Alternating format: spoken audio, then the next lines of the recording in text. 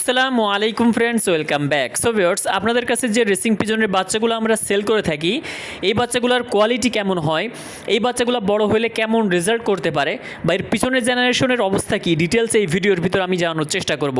So আপনারা যারা racing পিজনের baby collect করতে চান তাদের জন্য এই ভিডিওটি খুবই গুরুত্বপূর্ণ এবং কয়েকটি প্রশ্নের উত্তর দেওয়ার চেষ্টা করব এই ভিডিওতে। সো সম্পূর্ণ ভিডিওটা কন্টিনিউ করতে হবে। অনেকে আপনারা আমাদের এই চ্যানেলের মধ্যে নতুন আছেন, অনুরোধ করব আমাদের চ্যানেলটি সাবস্ক্রাইব করে রাখার জন্য। আর যারা সাবস্ক্রাইব করে আমাদের সঙ্গে আছেন, থ্যাংক ইউ সো মাচ। অবশ্যই ভিডিওতে একটি লাইক দিবেন যাতে করে পরবর্তীতে আপনাদের মধ্যখানে আরও নিত্য নতুন ভিডিও আমি নিয়ে আসতে পারি। সো ফ্রেন্ডস, রেসিং পিজন লালন পালন করতে গিয়ে অনেক নতুন সমস্যার সম্মুখীন আমাদের হইতে হয়, অনেক নতুন প্রশ্নের সম্মুখীন আমাদের হইতে হয়, এবং ভিডিওর মাধ্যমেই সেই প্রশ্নের উত্তর দেওয়ার চেষ্টা করি সাধারণত আমি। স্ক্রিনে আপনারা দেখতে পারতেছেন চারটা কবুতর ভিন্ন ভিন্ন চারটা পিঞ্জিরাতে আমরা রেখে দিয়েছি। কেন রেখে দিয়েছিলাম গত কয়েকটি ভিডিওতে আপনারা সেটা জানতে পারছেন যে আমরা আমাদের রেসিং পিজনকে রেস্ট দিচ্ছি।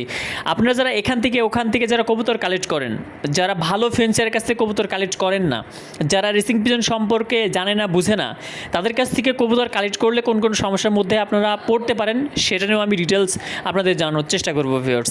সাধারণত রেসিং পিজনকে রেস্ট দিয়ে দিয়ে তারপরে বাচ্চা নিতে হয়, তা না হলে কিন্তু সেই বাচ্চার রেজাল্ট খারাপ আসতে পারে বা সেই বাচ্চাগুলো ভালো গ্রোথ নিয়ে বেড়ে ওঠে না।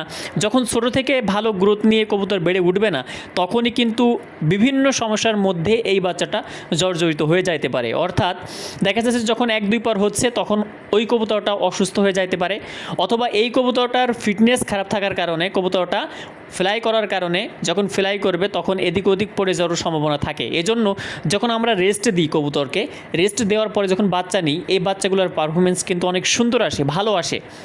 অধিকাংশ ক্ষেত্রে দেখা যায় যে প্রায় 85% এরকম দেখা যায় যে কবুতরের বাচ্চার রেস্ট দিয়ে দিয়ে আমরা সাধারণত বাচ্চা নিয়েছি, সেই কবুতরের বাচ্চার রেজাল্ট কিন্তু ভালো আসে। সারা বাংলাদেশে আমরা কবুতর পাঠিয়ে থাকি ভিউয়ার্স। এমন কোনো ক্লাব নাই যে সেই ক্লাবে আমাদের কবুতর নাই। অধিকাংশ ক্লাবে কিন্তু আলহামদুলিল্লাহ আমরা কবুতর পাঠাইতে পারছি। প্রসিদ্ধ ক্লাবের ফেন্সিয়াররা আমাদের কাছ থেকে কিন্তু কবুতর নেন আলহামদুলিল্লাহ। কবুতরের জাস্ট চেহারা দেখেই সব কিছু কিন্তু জাজ করলে হয় না, অনেক বিষয় রয়েছে। রেজাল্ট দেখতে হয়, লাইন দেখতে হয়, পিছনের জেনারেশনের অনেক বিষয় দেখে কিন্তু একটা কবুতরের মান, একটা কবুতরের গুণ সেটা কিন্তু নির্ণয় করতে হয় ভিউয়ার্স। এটা কিন্তু আপনাদের জানা থাকা জরুরি। জাস্ট চেহারা সুন্দর দেখলেন আর সেটাই ভালো কবুতর হয়ে গেল, বিষয়টা এমন নয়। আলহামদুলিল্লাহ এই চারটা কবুতর রেস্টে রাখার পরে আজকে আমরা ফাইনালি পেয়ার করে দিলাম। আর এই রেস্টে থাকার সময়ে কবুতরকে ভালো মানের খাবার দিতে হয়েছে, মেডিসিন দিতে হয়েছে। পরবর্তীতে কয়েকটি ভিডিওর মধ্যে সেই মেডিসিন, প্রত্যেকটা মেডিসিন নিয়ে আমি ডিটেলস আলোচনা করার চেষ্টা করবো ইনশাআল্লাহ। অবশ্যই চ্যানেলটি সাবস্ক্রাইব করে রাখবেন যাতে করে সেই ভিডিওগুলো আপনারা পেয়ে যান। আর নিশ্চয়ই যারা আপনারা নতুন ফেন্সিয়াররা রয়েছেন তাদের জন্য আমাদের এই ভিডিওগুলি খুবই জরুরি ভিউয়ার্স। আপনারা মনোযোগ সহকারে আমাদের ভিডিওগুলো দেখবেন এবং আমরা যে লফটে যে কাজগুলো করছি, যে ওষুধগুলো দিচ্ছি, যে খাবারগুলো দিচ্ছি, এইগুলো যদি আপনারা আপনাদের কবুতরকে দিতে পারেন, ইনশাআল্লাহ আপনাদের কবুতর মারা যাবে না, অসুস্থ হবে না ইনশাআল্লাহ। আপনি চেষ্টা করবেন। আমরা যেটা করছি এটা যেহেতু আমরা আলহামদুলিল্লাহ ভালো একটা রেজাল্ট পেয়েছি বিধায় আপনাদের মধ্যে ওখানে শেয়ার করছি।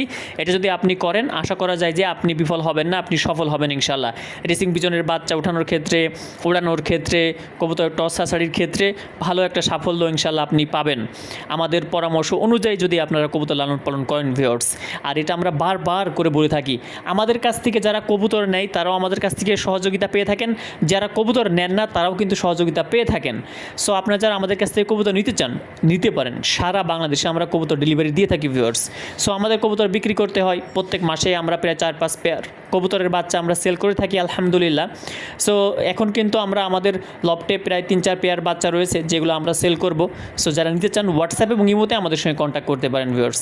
সো কোন ধরনের খাবার, কোন ধরনের মেডিসিন, কোন ধরনের ওষুধ, কোন ধরনের সাপ্লিমেন্ট, কোন ধরনের মানে কবুতর লালন পালনের ক্ষেত্রে যে বিষয়গুলো দরকার, কীভাবে লালন পালন করছি, সার্বিক প্রত্যেকটা বিষয় নিয়ে আমি পরবর্তীতে আরেকটি ভিডিও আপলোড করব, কয়েকটি ভিডিও আপলোড করব। অবশ্যই আপনারা আমাদের চ্যানেলটি সাবস্ক্রাইব করে রাখবেন ভিউয়ার্স। সো দেখতে পারতেছেন তাদের আসলে ওরকম কোনো মানে ওদের মধ্যে যে একটা হঠাৎ যখন একই পিঞ্জারার মধ্যে চলে আসছে, ওদের মধ্যে কিন্তু সেই ভয়টার কাজ করছে না। যখন আপনি পাশাপাশি পিঞ্জারায় রাখবেন, যখন জোড়া মেলানোর ক্ষেত্রে পাশাপাশি পিঞ্জারায় রাখবেন নর এবং মাদিকে, হঠাৎ করে যখন আপনি পেয়ার করে দিবেন তখন কিন্তু বেশি একটা ঝামেলা হবে না, সমস্যা হবে না, মারামারি করবে না, কবুতর অসুস্থ হয়ে যাওয়ার চান্স থাকবে না।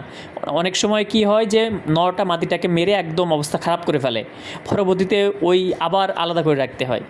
সো আমি আলাদা করে রাখার পরে কিছু সময়ের জন্য ওদেরকে একসাথে দিয়েছি, আবার একসঙ্গে করছি, আবার কিছু সময়ের জন্য আলাদা রাখছি, এইভাবে করে কিন্তু পেয়ার করছি। সো যখন আপনারা পেয়ার করতে যাচ্ছেন রেসিং পিজনকে আলাদা রেখে রেস্টে রেখে 1 মাস বা 1.5 মাস বা 15-20 দিন রেস্টে রেখে পাশাপাশি খাঁচায় রেখে পেয়ার করবেন, কোনো সমস্যা হবে না। আর এই সময়টাতে মাল্টিভিটামিন, ক্যালসিয়াম দিবেন। এই সময়টাতে আপনারা লাইসোভিট দিতে পারেন যদি ড্রপিংয়ের সমস্যা থাকে। সো চ্যানেলটি সাবস্ক্রাইব করে রাখবেন, পরবর্তীতে গুরুত্বপূর্ণ ভিডিও নিয়ে আসছি ইনশাআল্লাহ।